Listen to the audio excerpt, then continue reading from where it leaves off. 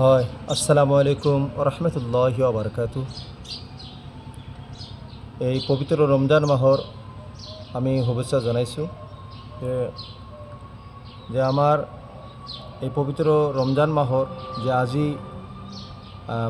ঈশাৰ নামাজৰ পিছৰ পৰা আমাৰ তাৰাবি নামাজ ষ্টাৰ্ট হ'ব ইনশাআল্লাহ। আৰু সমগ্ৰ বিশ্ববাসীৰ কাৰণে পবিত্ৰ মাহৰ ৰমজান উপলক্ষে দোয়া কৰোঁ যে সমগ্ৰ বিশ্ববাসী আমি যে আমাৰ মুসিবত যিমান পেৰেচানি আছে এই ৰমজান মাহৰ বৰকতত সকলো ধৰণৰ মুসিবত পেৰেচানি সকলো দূৰ হৈ যাওক। আৰু বিশেষকৈ আমি সমগ্ৰ ভাৰতবৰ্ষৰ কাৰণে দোয়া কৰোঁ যে আমাৰ সকলো ধৰণৰ যি পেৰেচানি আছে মুসিবত আছে আমাৰ এই পবিত্ৰ মাহৰ ৰমজানৰ বৰকতত সকলো ধৰণৰ মুসিবত দূৰ হৈ যাওক আৰু আমি জাতি ধৰ্ম বৰ্ণ সকলো মিলিজুলি থাকিব পাৰোঁ। তাৰে কাৰণে এই পবিত্ৰ মাহৰ ৰমজানৰ উপলক্ষে দোয়া কৰোঁ যে আমি আৰু আগবাঢ়ি যাওঁ। আৰু বিশেষকৈ যে আমাৰ ইছলাম ধৰ্মাৱলম্বী লোকসকলক অনুৰোধ জনাওঁ যে এই পবিত্ৰ মাহৰ ৰমজানৰ বৰকতত যি ফজিলত আছে ৰমজান মাহৰ যি ৰহমত বৰকত ফজিলত এই ৰমজান মাহত আপোনালোকে হাসিল কৰক। যে এই ৰমজান মাহৰ যি ফজিলত পূৰ্ণ পাৰফেক্টলি আপোনালোকে বিশেষকৈ আপোনালোকে ইয়াৰ ফজিলত হাসিল কৰক। তাৰে কাৰণে আমি আহ্বান জনাইছোঁ আপোনালোকে আজিৰ পৰাই ইনশাআল্লাহ তাৰাবি নামাজ ষ্টাৰ্ট কৰক। আৰু পবিত্ৰ মাহৰ যিটো সিয়াম যেনেকৈ পালন কৰিব লাগে ইনশাআল্লাহ আইন অনুযায়ী ইছলাম ধৰ্মাৱলম্বীৰ যে মছলা মাছাইল হিচাপে আপোনালোকে পালন কৰিব বুলি আশা ৰাখিছোঁ ইনশাআল্লাহ। যিহেতু মাজত মাত্ৰ কেইঘণ্টা বাকী আছে, মাদ্ৰাছাৰ ছাত্ৰসকলে আচলতে কেনেকৈ প্ৰস্তুতি চলাই আছে? ইনশাআল্লাহ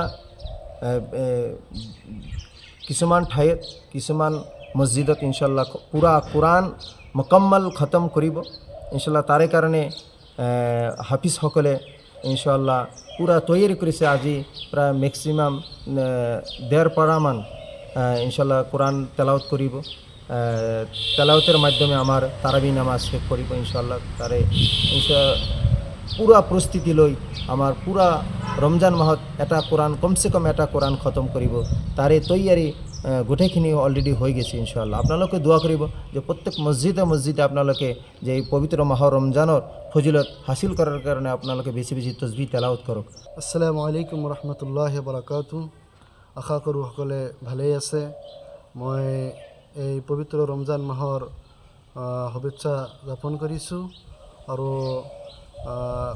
বিশেষকৈ আপোনাৰ এই চেনেলৰ যোগেৰে মই সকলো মুছলমান ধৰ্মাৱলম্বী লোকসকলক এইটোৱে মেছেজ দিব বিচাৰিছোঁ যে আমাৰ এই পবিত্ৰ ৰমজান মাহৰ যি ফজিলত ৰহমত আৰু বৰকত আছে এই সকলো ধৰণৰ ফজিলত আমি হাসিল কৰিব পাৰোঁ।